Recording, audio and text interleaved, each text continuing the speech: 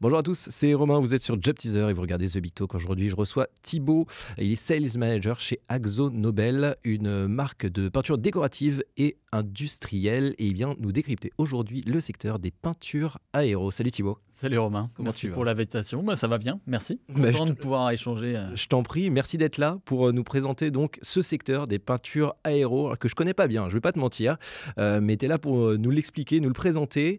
Et première question, est-ce que tu peux me pitcher, c'est quoi ce secteur? Si je te laisse une minute. Ça marche. Alors, tu parlais tout à l'heure de peinture décorative, donc Ouais. c'est ce qu'on utilise dans les maisons. Ouais. Et il y a aussi les peintures industrielles pour des secteurs comme l'automobile ou comme le yachting ou autre.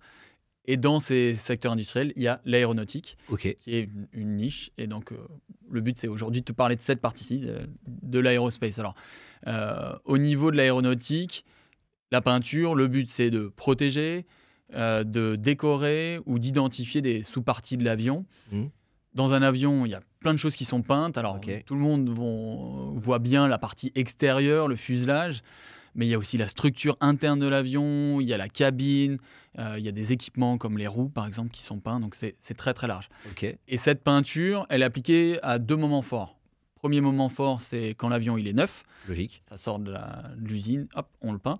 Et la maintenance. Donc, ça, c'est particulier dans le monde de l'aéro. On repeint de façon régulière, plus ou moins tous les 5 ans, l'avion. Ok. Les acteurs dans ce monde-là de l'aéronautique et de la peinture, c'est nous, les fabricants, mais il y a les fabricants d'avions, fabricants d'équipements, il y a les stations de réparation, les compagnies aériennes. C'est très, très large comme monde. Et la chance qu'on a chez Akzo Nobel, c'est d'être leader sur le marché de la peinture aéronautique. Félicitations, bravo. Beau pitch, magnifique. Moi, ce que j'ai envie de voir avec toi, c'est les enjeux qui régissent ce marché. Effectivement, vous êtes un secteur industriel, vous faites de la peinture aéro. Je suppose que le premier enjeu, c'est la RSE finalement. C'est l'environnement. Exactement, c'est l'un des plus forts.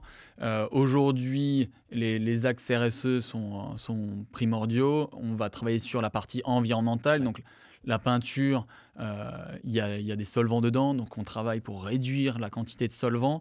Il y a une partie aussi santé et innovation pour la santé, où avec le recul de plusieurs années, on a identifié des substances naturelles ou modifiées par l'homme qui étaient potentiellement dangereuses sur le long terme. Donc on redéveloppe les peintures pour retirer ces composants. Ok. Et après, il y a une partie empreinte carbone footprint des sociétés où le but, c'est de réduire notre carbone footprint de façon globale. Est-ce qu'il faut savoir, il y a des enjeux techniques aussi. C'est un secteur qui est assez particulier parce que vous travaillez pour des acteurs aussi un peu particuliers. C'est pas tous les jours qu'on peut travailler pour des compagnies aériennes. Et du coup, c'est très technique. Alors en effet, c'est technique. Dans le secteur de l'industrie, il y a des secteurs comme ça qui sont très très critiques. Ouais. Le médical en est un, Ouais. le transport en est un, et l'aéronautique est très réglementée. Ouais. Pourquoi ? Parce qu'à la fin, il y a un passager qui vole très haut, donc on n'a pas le droit à l'erreur. C'est surtout ça à la base. Donc ça s'applique aussi, ça découle à la partie aéronautique et à la partie peinture. La peinture aéronautique, elle doit être qualifiée. Donc, en gros, tu vas avoir un cahier des charges de ton client. Tu vas développer un produit. Tu vas lui proposer. Tu vas le tester. On parle de quelques mois. On parle de quelques années, 5 ans, voire plus. Ah oui, d'accord. Ok. Pour du début à la fin, pour avoir ton produit qui est qualifié. Et une fois qu'il est qualifié, il a le tampon, il peut voler. Sans ça, tu ne le vends pas et il ne vole pas. Mais surtout, il doit plus bouger. Exactement, ouais. Ça, c'est une contrainte forte. C'est hyper fort comme contrainte. Parce que donc, la peinture, quand on la développe, c'est tout un tas de composants qu'on va mélanger. Et ces composants-là, ils sont un peu figés dans la pierre. Une fois que tu as développé et que tu as qualifié, si tu veux modifier un composant, potentiellement, il faut requalifier ta peinture. Ok, ça marche. Tu as d'autres contraintes techniques comme ça dans ton métier ? Secteur ? Il y en a beaucoup. Il y a des contraintes de durabilité. Il faut que l'avion soit protégé et il ait le côté esthétique le plus longtemps possible. Un petit exemple, il y a une technologie qui était utilisée dans le monde de l'automobile qui est arrivée dans le monde de l'aéronautique. C'est ce qu'ils appellent le base coat clear coat. C'est t'as ta couleur peinture couleur, et par-dessus, tu vas mettre un vernis. Donc, Ok. au lieu de repeindre, je sais pas, tous les 3, 4 ans, 5 ans, mais tu peux étendre la durée de vie de ta peinture. Ok, ça marche. Et un dernier enjeu. Dernier enjeu, alors ça, c'est un enjeu un petit peu plus actuel, c'est tout ce qui est autour de la supply. Ouais. En fait, on a eu en 2019-20 le Covid qui a bien impacté le secteur de l'aéronautique, à savoir que voilà, les compagnies aériennes devaient clouer leur flotte au sol.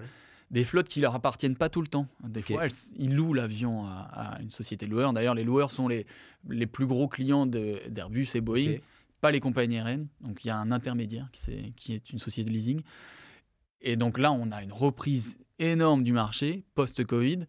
Donc il faut accompagner cette reprise. Je te parlais des loueurs, mais là, il y a beaucoup d'avions qui changent de propriétaire. Donc Faut repeindre tous les avions. envie de voler avec les propriétaires, les couleurs de quelqu'un d'autre. Donc il faut repeindre les avions. Donc, voilà, il y a une énorme demande qu'il faut accompagner. Il y a aussi un challenge Covid, on l'a vu, hein, quand tu veux acheter ton meuble ou autre, des fois il y a des ruptures de stock. Ouais. Nous, il faut qu'on gère ces ruptures de stock, qu'on trouve des matières premières pour fabriquer, et on s'en sort plutôt bien, Ouais. mais en n'oubliant pas la contrainte de recettes figées Ouais, dont on parlait forcément. tout à l'heure. Moi, ce que j'aimerais, c'est qu'on parle un peu des clichés, de ce qu'on entend un peu sur ce secteur. Et en fait, ce qu'il faut comprendre, c'est que la peinture aéro, c'est une peinture technique. C'est pas juste une petite peinture comme ça. Et parce qu'on pourrait se dire, ouais, c'est juste une petite peinture comme on utilise à la maison. Non, non, c'est vraiment quelque chose de très, très technique. Alors, je recommande pas les gens de peindre leur avion avec la peinture du commerce. C'est en effet une peinture qui est hyper technique. Euh, Il y a déjà plusieurs composants. Ouais. Quand on doit utiliser sa peinture, on a la base, le durcisseur, le diluant, qu'il faut mélanger. Les ratios de mélange, c'est très précis. En fait, c'est la chimie de haute précision. On peut pas, si tu respectes pas les conditions de mélange, à la fin, tu n'auras pas la protection que tu attends. Ok. Donc, on ne joue pas avec Non, c'est clair. cette partie-là. Et donc, ça, c'est très, très important. Donc ça, c'est sur la partie... De la partie intrinsèque de la peinture, mais il y a aussi je suppose que ça doit être un élément de protection. Donc voilà, en fait, et donc voilà, et c'est surtout le monde autour duquel la peinture gravite.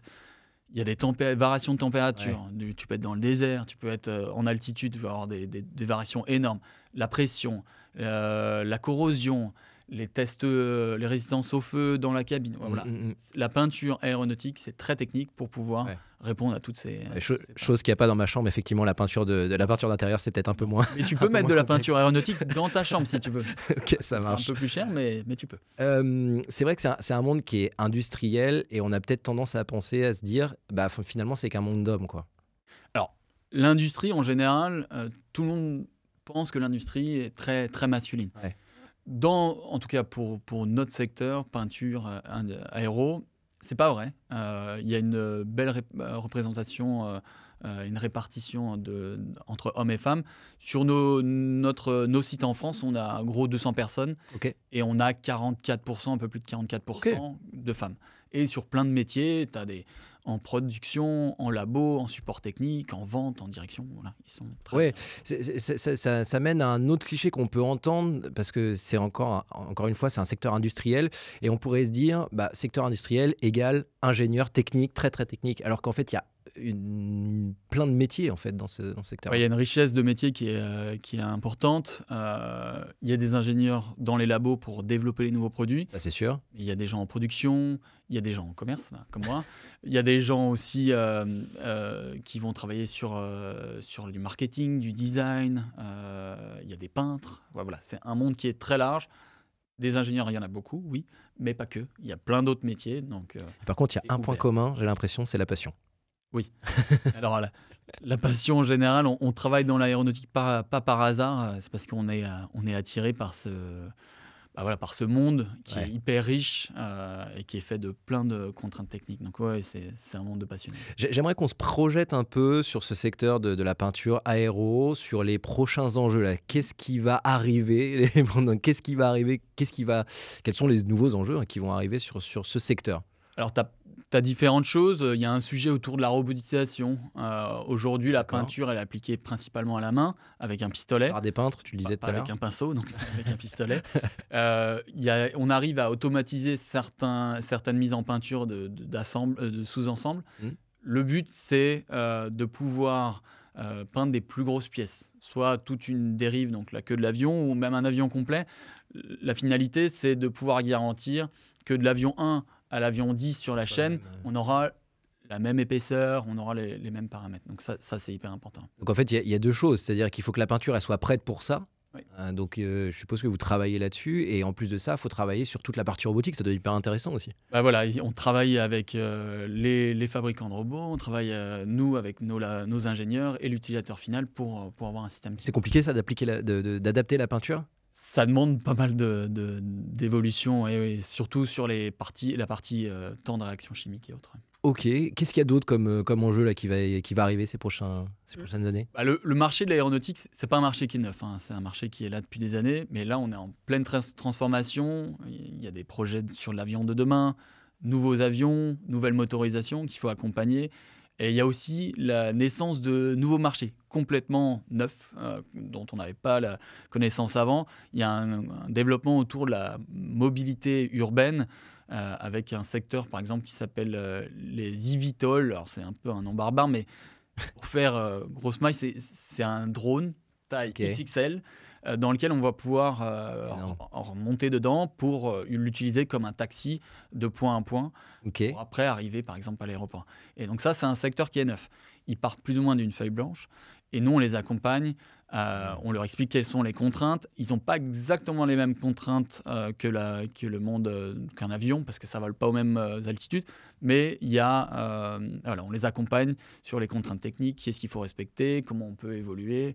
Donc voilà, c'est un métier Trop bien. qui démarre. On va pouvoir enfin avoir la voiture volante C'est ça. dont on rêve depuis. Elle est un peu en retard, mais elle arrive. Ouais. Elle arrive. Un dernier enjeu là, qu'est-ce qui va arriver également? Technique est toujours technique, ça c'est hyper Ouais, important. c'est-à-dire. On parlait tout à l'heure des enjeux actuels, mais c'est un enjeu futur. Il faut réduire le poids en formant les peintres, ça c'est important. Il y a aussi une partie, une partie autour de tout ce qui est temps de cycle. Aujourd'hui, Ouais. quand ton avion il est dans le hangar, Ouais. il coûte de l'argent à la compagnie. Parce que je te parlais de loueurs tout à l'heure, ils doivent payer les loyers. Il y coûte aussi en frais de maintenance. Ouais. Et c'est de la perte de revenus. Parce que s'il est au sol, il ne peut pas faire voyager des passagers. Donc, ce que nous demandent nos clients, c'est d'avoir des peintures qui sèchent plus vite et pour réduire le temps de grande âge, donc, où l'avion est au sol. Donc Ouais. ça, c'est une forte contrainte sur laquelle on travaille déjà et qui est un enjeu à venir. Il faut toujours plus vite. Et peut-être que les nouveaux procédés dont tu parlais tout à l'heure qui vont arriver vont permettre aussi d'améliorer ces Exactement. processus et de réduire ce temps. C'est toujours le même problématique. Il faut le faire plus vite, moins cher. Et C'est ça. c'est toujours la même chose. Ok, ça marche. Moi, j'aimerais bien que tu viennes nous clôturer cette émission, conclure cette émission avec un petit mot pour les étudiants qui nous regardent, un petit tips. Qu'est-ce que tu aimerais leur dire aux étudiants qui nous regardent? Alors déjà, il ne faut pas sous-estimer la partie peinture aéronautique. Dans le monde de l'aéronautique, c'est très riche. Il y a plein de métiers, comme on l'a vu tout à l'heure. Il y a des évolutions possibles. Bon, si je prends mon exemple, en quelques années, j'ai évolué. Je travaillais sur la partie peinture cabine principalement, après peinture extérieure. Là, je suis sur la partie marquage technique, Cool. qui est fait sur notre site de Limoges. Donc, c'est très large. Mm. C'est un monde qui est très technique. Donc, si vous aimez la technique, allez-y. Et très orienté international. Alors, l'anglais est un must, c'est obligatoire. C'est plus un élément différenciateur, il faut avoir l'anglais. Ouais. Et encore une fois, voilà, c'est un monde de passionnés. Moi, je sais que je suis comme un gamin quand je suis dans ces immenses hangars et au pied des avions qui sont beaucoup, beaucoup plus grands que moi. Donc, n'hésitez pas, soyez curieux, contactez-nous, rejoignez ce monde-là. Qui recrute actuellement énormément. Aujourd'hui, il y a la reprise post-Covid et ils recherchent beaucoup de gens. C'est vrai qu'on sent la passion quand tu nous en parles comme ça. C'est vraiment, on te sent passionné par ton job. Merci beaucoup en tout cas, Thibaut, Bah, c'est moi qui d'être te venu remercie. nous présenter ton secteur. Merci à vous tous de nous avoir suivis. J'espère que ça vous aura donné envie de vous renseigner sur le secteur des peintures aéro. En tout cas, si vous souhaitez en savoir plus sur AkzoNobel, rendez-vous sur la page Job Teaser d'AkzoNobel. Quant à nous, on se retrouve très bientôt, hein, pour un nouveau numéro de The Big Talk, évidemment sur Job Teaser. Ciao.